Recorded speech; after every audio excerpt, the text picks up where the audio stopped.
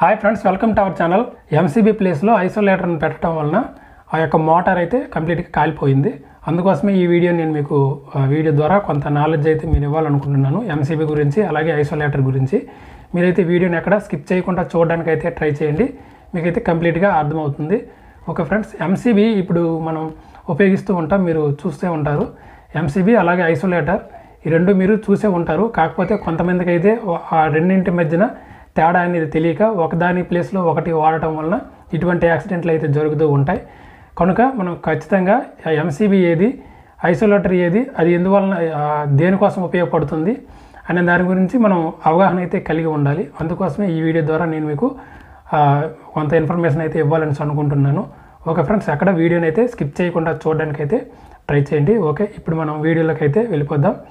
First మనం MCB అంటే ఏంటి అనేది తెలుసుకుందాం.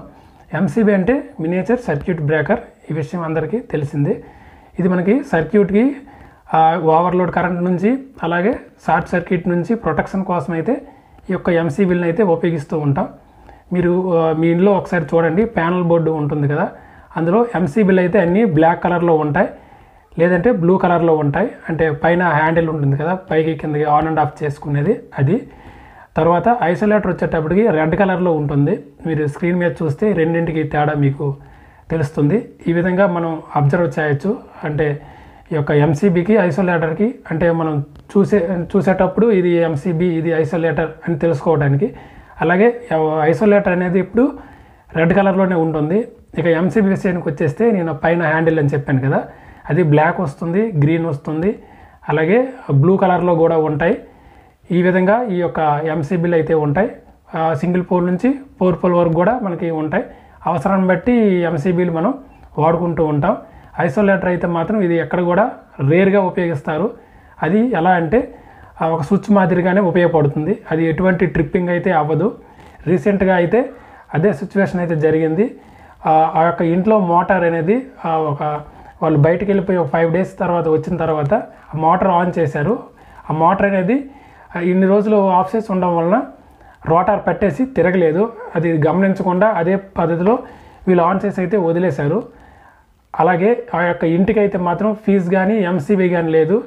ఈ యొక్క ఐసోలేటర్ అయితే డైరెక్ట్గా ఈ ఎంసీబీ ప్లేస్లో ఐసోలేటర్ని పెట్టేశారు. ఈ యొక్క మోటార్ అయితే అలా ఓవర్ హీట్ అయ్యి లాస్ట్కి వైండింగ్ షార్ట్ సర్క్యూట్ అయిపోయి బర్న్ అయిపోయి వైరింగ్ కూడా పాడైపోయింది. కానీ ఈ ఎంసీబీ అనేది ఈ ఐసోలేటర్ అనేది ట్రిప్ అవ్వదు కనుక కంప్లీట్గా అయితే మోటార్ కాలిపోయింది, దానికి సంబంధించిన వైరింగ్ కూడా పాడైపోయింది. ఓకే, ఇక ఎంసీబీ మనకి చెప్పాను కదా, సర్క్యూట్కి ఓవర్లోడ్ కరెంటు అలాగే షార్ట్ సర్క్యూట్ అయ్యేటప్పుడైతే ఎంసీబీ కిందకి పడిపోతుంది, అంటే ట్రిప్ అయిపోతుంది. మనం సమస్య ఎక్కడ ఉందో చూసి మళ్ళీ దాన్ని రెక్టిఫై చేసి మళ్ళీ పైకి ఆన్ చేస్తే ఆన్ అయిపోతుంది. ఇక్కడ మనం ఏం రీప్లేస్ చేయాల్సిన అవసరం కూడా ఉండదు. ఇదే పని ఫీజు కూడా చేస్తుంది. కాకపోతే అది ఫీజు బ్లో అయిపోయిన తర్వాత మళ్ళీ ఇంకొక ఫీజు మనం తీసుకొచ్చి వేయాలి. అది కూడా కొంత రాంగే. తెలిసే వాళ్ళు అయితే ఓకే, తెలియని వాళ్ళు ఏం చేస్తారంటే అది పోతుందని చెప్పేసి ఎక్కువ లీడ్స్ అయితే వేసేస్తూ ఉంటారు. అలా కాకుండా దానికి తగిన రేటింగ్ ఫీజు అయితే వేసుకోవాలి.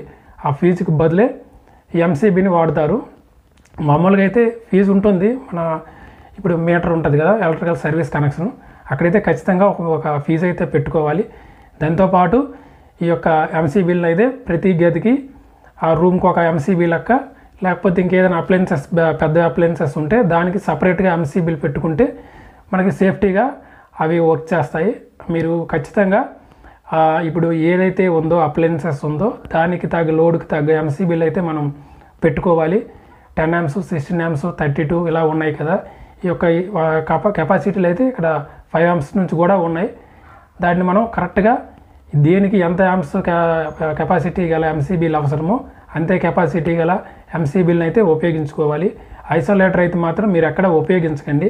అది ఎక్కడ ఉపయోగిస్తారంటే ఇప్పుడు మన ఇళ్ళలో ప్యానల్ బోర్డు పెడతారు కదా, ఈ యొక్క అన్ని రూమ్స్కి ఉండే ఎంసీబీలన్నీ ఒకే దగ్గర ఉంటాయి. వీటన్నింటికి బాస్ లాగా అయితే ఈ యొక్క ఐసోలేటర్ అయితే ఉంటుంది. అంటే ఇప్పుడు ఒకవేళ ఏదో ఒక కారణం వలన ఎంసీబీ పోయిందనుకోండి, అంటే బర్న్ అయిపోవడమో లేకపోతే దాని లైఫ్ అయిపోవడమో లేకపోతే ఏదో సంథింగ్ జరిగిందనుకోండి, అటువంటి సందర్భంలో ఆ ఐసోలేటర్ని అయితే మనం ఆఫ్ చేసి ఆ యొక్క ఎంసీబీని అయితే మనం రీప్లేస్ చేసుకోవడానికి అది ఉపయోగపడుతుంది. అంటే ఆన్ అండ్ ఆఫ్ స్విచ్ మాదిరిగానే ఉపయోగపడుతుంది. మీరు రెండు ఒకేలా ఉన్నాయని చెప్పేసి వాడటం వలన అయితే మాత్రం అక్కడ వైరింగ్ అయితే మొత్తం కాలిపోతుంది. అందువలన మీరైతే ఐసోలేటర్ ఎప్పుడు కూడా ఉపయోగించకండి. నేను చెప్పే దగ్గర మాత్రమే ఈ యొక్క ఐసోలేటర్ అయితే ఉపయోగపడుతుంది. ఓన్లీ స్విచ్ మాదిరిగానే ఉపయోగించుకోవటానికి ఈ ఎంసీబీ ఈ యొక్క ఐసోలేటర్ అనేది మనకి ఉపయోగపడుతుంది. ఓకే ఫ్రెండ్స్, ఈ విధంగా మీరు ఎంసీబీ ప్లేస్ని ఐసోలేటర్ ప్లేస్లో ఎంసీబీని అయితే ఉపయోగించకండి. మీరు ఎక్కడ ఏది ఉపయోగించుకోవాలనుకుంటున్నారో మీరు క్లారిటీ అయితే తెలుసుకొని అక్కడైతే ఈ యొక్క ఎంసీబీ కానీ ఐసోలేటర్ కానీ మీరు బిగించుకోండి. మీ సర్క్యూట్కి అయితే కంప్లీట్ ప్రొటెక్షన్ ఉంటుంది. ఎటువంటి ఫైర్ యాక్సిడెంట్ అయితే జరగవు. ఓకే ఫ్రెండ్స్, ఈ వీడియో ద్వారా మీకు కొంత నాలెడ్జ్ అయితే నేను ఇచ్చానని అనుకుంటున్నాను. ఈ వీడియో కానీ మీకు నచ్చినట్లుంటే తప్పకుండా వీడియోని అయితే లైక్ చేయండి. అలాగే ఇంకా మన ఛానల్ ఎవరైనా సబ్స్క్రైబ్ చేసుకోకపోయి ఉన్నట్లుంటే తప్పకుండా సబ్స్క్రైబ్ చేసుకోండి. Thank you for watching. Thank you.